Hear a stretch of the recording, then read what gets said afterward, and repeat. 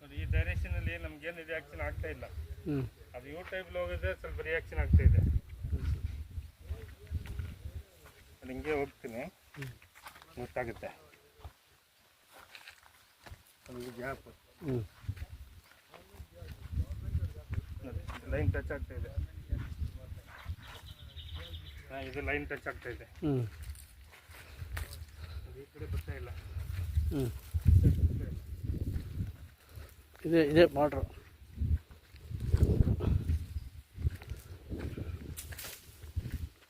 ಈ ಕಡೆ ಸಿಗ್ತಾ ಇಲ್ಲ.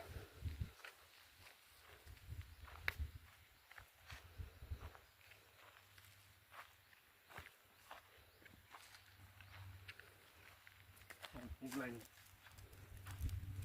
ಇದು ವಾಟರ್ ಲೈನ್. ಇದೇನಾಗ್ತಂದ್ರೆ ಒಂದು ಯು ಟೈಪಲ್ಲಿ ಇಲ್ಲಿ ಕ್ರಾಸ್ ಆಗ್ತಾ ಇದೆ.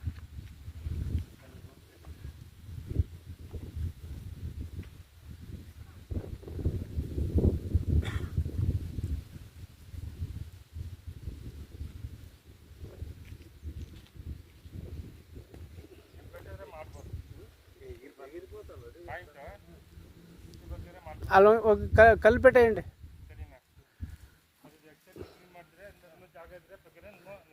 అది వరకు ఉంటుంది అనుకుంటాను. లేదు ఆడ వరకు ఉంటుంది చెప్తాను. అది వరకు ఉంటుందంట. అదే మొన్న వచ్చినప్పుడు అదే వంక ఉంది కదా, అట్లా క్రాస్గా పోతుందంట.